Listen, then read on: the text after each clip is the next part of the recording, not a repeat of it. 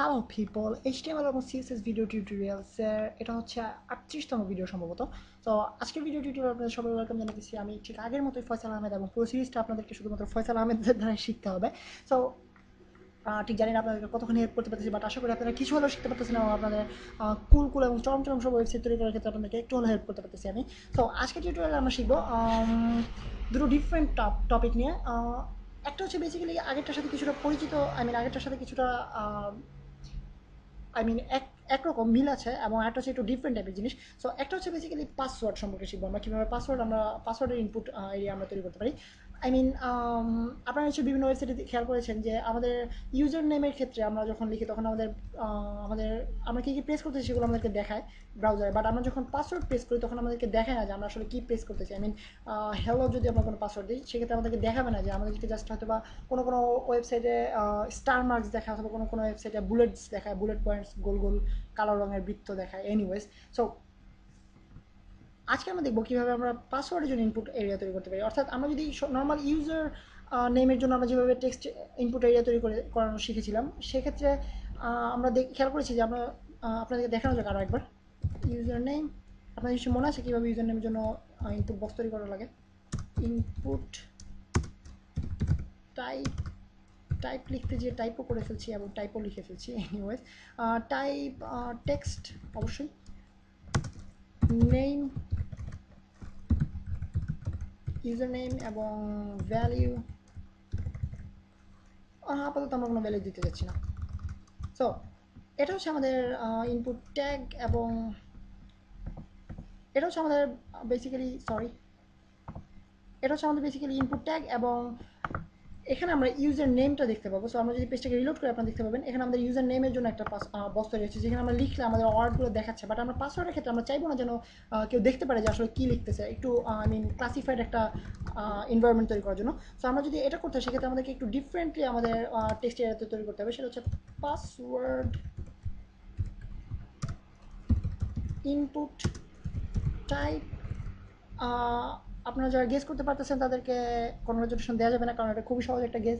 But টাইপের ক্ষেত্রে আমরা কী লিখবো, যারা গেস করতে পারতেছেন না তাদের উচিত গেস করতে পারা, কারণ এইচটিএমএল খুবই সহজ একটা ইউজার ফ্রেন্ডলি ল্যাঙ্গুয়েজ এবং আমরা দেখেছি বেশিরভাগ জিনিস আমরা একইভাবে লেখা লাগে। যেটা আমরা নর্মালি আমরা আমাদের বাস্তব জীবনে ইউজ করি সেই ওয়ার্ডগুলো আমাদেরকে ইউজ করা লাগে। সো এখানে যথারীতি পাসওয়ার্ড ইউজ করা হবে।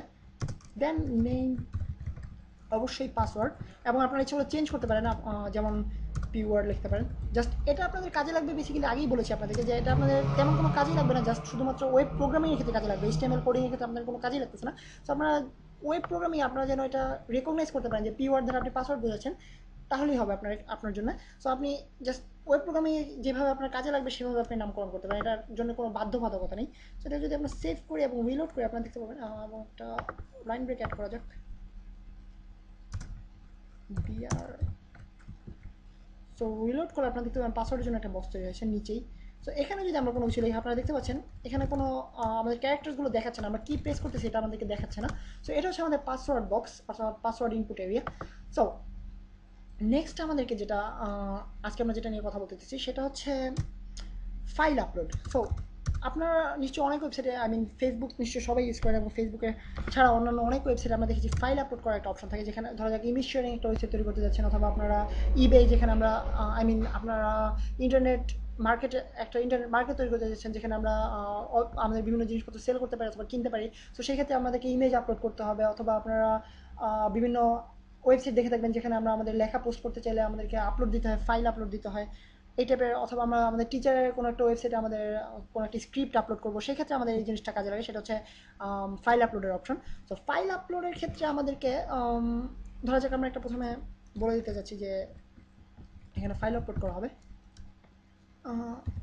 Upload your file, then H one. একটু বড় টাইপের হেডিং দিলাম যেহেতু সবার চোখে পড়ে, যেন সবার চোখে পড়ে, কারণ আমরা এতক্ষণ পর্যন্ত শুধুমাত্র টেক্সট এরিয়া নিয়ে কথা বলতেছিলাম। সো এখন নিশ্চয়ই অনেকখানি টেক্সট এরিয়া দেখা মাত্র নিশ্চয়ই টেক্সট লেখার চেষ্টা করবেন। সো আপনারা দেখবেন যে এখানে কী হয়। সো ধরা যাক একটা লাইন ব্রেক অ্যাড করা যাক, বিআর। দেন নেক্সট লাইনে আমরা আমাদের ট্যাগটা তৈরি করি, ইনপুট টাইপ টাইপের ক্ষেত্রে আমাদেরকে লিখতে হবে আপলোড নয়। আপনারা নিশ্চয়ই অনেকে গেস করতেছেন, আই মিন ধারণা করতেছেন যে আমাদেরকে টেক্সটের ক্ষেত্রে আমরা টেক্সট লিখেছি, পাসওয়ার্ডের ক্ষেত্রে পাসওয়ার্ড লিখেছি, সেই ক্ষেত্রে নিশ্চয়ই আমরা আপলোড লিখবো। আসলে আপলোড না, আমাদেরকে এখানে লিখতে হবে ফাইলস আর ফাইল, মেবি আমি ঠিক শিওর না, ফাইল আর ফাইলস দুটোর একটা। সো দেন আমরা নেম লিখবো, এটা আমাদের ওয়েব প্রোগ্রামের ক্ষেত্রে কাজে লাগবে। আমরা যখন ধরা যাক আমরা ফেসবুকের মতো ওয়েবসাইট যখন ক্রিয়েট করতে চাইবো, অর্থাৎ আমরা কোনো একটা ইমেজ আপলোড দেওয়া মাত্রই সেই ইমেজটা আমাদের ওয়ালে চলে যাবে, অথবা আমরা প্রাইভেসি সেট আপ করে দিতে পারি, অর্থাৎ আমরা এই ইমেজটা শুধুমাত্র আপনার এই ফ্রেন্ডকে দেখাবে বাট অন্য ফ্রেন্ডকে দেখাবে না, এইসব এগুলো আমাদের ওয়েব প্রোগ্রামিংয়ের ক্ষেত্রে কাজে লাগবে। সো তখন আমাদের এই নেমটা কাজে লাগবে, অর্থাৎ আমরা দেখতে চাচ্ছি ধরা যাক পিকচার আপলোড করতে দিব আমরা। So picture. সো এখন যদি আমরা পেজটাকে রিলোড করে দেখতে পাবেন আপনারা, আমাদের একটা আপলোড অপশন চলে আসছে, এখানে আমরা আপলোড করতে পারবো। ব্রাউজে ক্লিক করার মতো আমাদের ফাইলসগুলো চলে আসবে, এখান থেকে আমরা আমাদের ফাইল সিলেক্ট করে আমরা আপলোড দিতে পারি। সো এটা হচ্ছে আমাদের বেসিক্যালি আপলোড ফর্ম।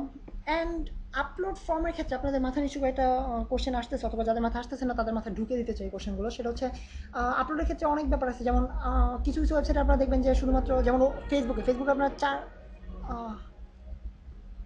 যাই হোক, টিউটোরিয়ালের মাঝখানে একটুখানি গান শুনে আপনাদের মন ভালো করে দিলাম।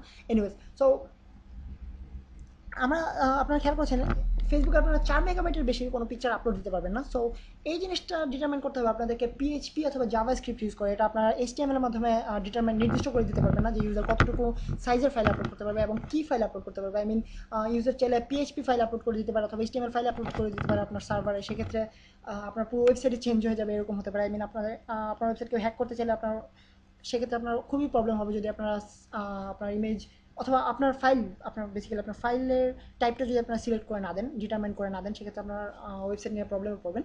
সো আপনারা অবশ্যই পিএইচপি এবং জাভাস্ক্রিপ্ট ইউজ করার মাধ্যমে আপনাদের ফাইল আপলোডের অপশনটা ডিটারমাইন করে দেবেন, নির্দিষ্ট করে দেবেন এবং রেস্ট্রিক্টেড করে দেবেন যে শুধুমাত্র ইমেজ ফাইল আপলোড করতে পারবে অথবা শুধুমাত্র পিডিএফ ফাইল আপলোড করতে পারবে, এই টাইপের আপনারা রেস্ট্রিক্ট করে দেবেন। বাট এটা আপনারা এইচটিএমএল এর মাধ্যমে করতে পারবেন না, শুধুমাত্র আপনাদেরকে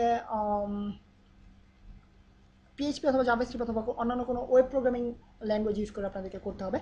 অ্যান্ড আরেকটা জিনিস, সেটা হচ্ছে আপনারা নিশ্চয়ই ভাবতেছেন যে কেন হাইট এবং উইথ, অর্থাৎ ইমেজ ফাইল যখন আমি আপলোড করবো আমাকে হাইট এবং উইথের মাধ্যমে আমরা সিলেক্ট করে দিতে পারবো নাকি যে কত উঁচু এবং কত বড় ইমেজ ফাইল আমরা আপলোড করতে পারি। বাট এই জিনিসটা আপনারা করতে পারবেন, আপনাদেরকে এটা করতে হলে ওয়েব প্রোগ্রামিং ইউজ করতে হবে।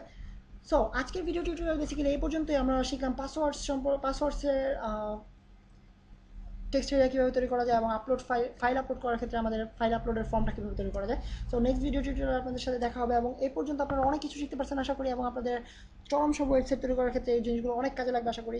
এবং মোটামুটি বেসিক সবগুলো জিনিসই কভার করা হয়ে গেছে এবং নেক্সট টিউটোরিয়ালে কী কভার করবো আমি ঠিক নিজেও জানি না এখন। যদি আপনাদেরকে নতুন করে কভার করানোর কোনো মতো কোনো কিছু খুঁজে পাই দেন নেক্সট টিউটোরিয়ালে আবারও দেখা হবে। সেই পর্যন্ত সাইন অফ করতেছি আমি, ফয়সাল আহমেদ ফ্রম বিডি।